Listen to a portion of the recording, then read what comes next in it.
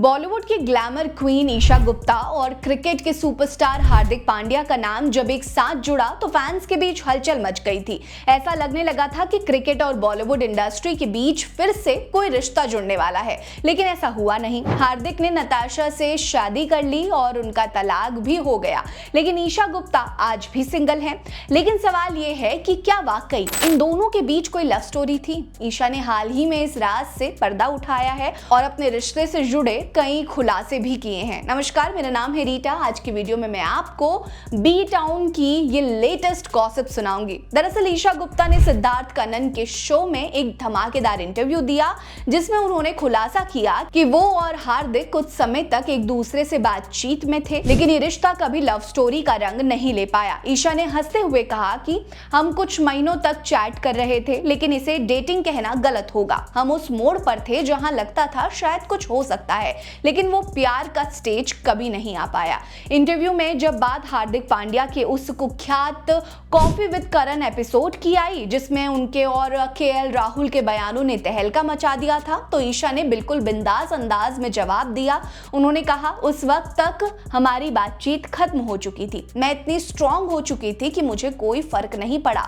वैसे भी हार्दिक पहले से ही इतने कुछ झेल रहे थे, तो अगर मैं कुछ बोलती तो क्या फायदा होता। जब सिद्धार्थ कनन ने पूछा कि क्या ईशा और हार्दिक कभी कपल बन सकते थे, तो इस पर ईशा ने दिल खोल कर जवाब दिया। उन्होंने कहा, शायद ये हो सकता था, लेकिन किस्मत को कुछ और ही मंजूर था। हम दोनों की सोच, पसंद और स्टाइल बिल्कुल अलग थे। कुछ महीनों में हार्दिक को भी ये समझ आ चुका था कि मैं उनके टाइप की नहीं हूँ, और मुझे भी यही लगा। हम एक दूसरे के लिए बने ही नहीं थे। ध्यान देने वाली बात है कि कॉफी विद करण के जिस एपिसोड में हार्दिक पांड्या के बयानों से बवाल मचा था, वो साल 2019 में रिलीज हुआ था। कॉफी विद करण शो में हार्दिक पांड्या ने कई महिलाओं के साथ संबंध होने की बात कही थी। पांड्या ने यह भी बताया था कि वे अपने माता पिता से बहुत ज्यादा खुले हुए हैं, यहाँ तक कि वे उन्हें अपनी वर्जिनिटी खोने वाली बात भी बता चुके हैं। जब उनसे पूछा गया कि वे क्लब में किसी महिला का नाम क्यों नहीं पूछते, तो पांड्या ने जवाब दिया कि मुझे उन्हें देखना पसंद है। मैं ये देखना चाहता हूँ कि वे किस तरह से चलती हैं।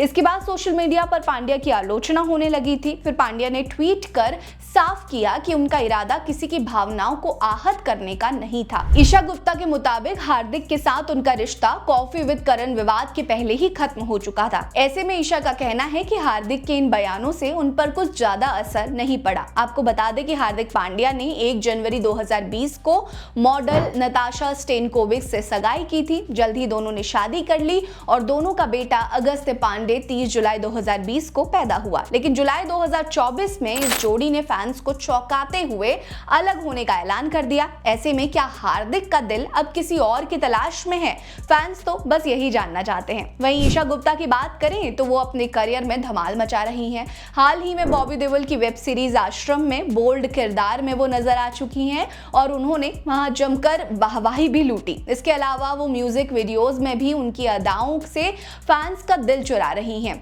मीडिया रिपोर्ट्स तो ये भी बताती हैं कि जल्द ही ईशा गुप्ता अजय देवगन के साथ फिल्म धमाल 4 में धमाल मचाने वाली हैं। हालांकि इस हालिया खुलासे से फैंस के मन में कई तरह के सवाल खड़े कर दिए हैं। इस मामले पर आपकी क्या राय है? कमेंट सेक्शन में हमें जरूर बताएं। साथ ही वीडियो को लाइक करें, चैनल को सब्सक्राइब करें और हमारे साथ बने रहिए।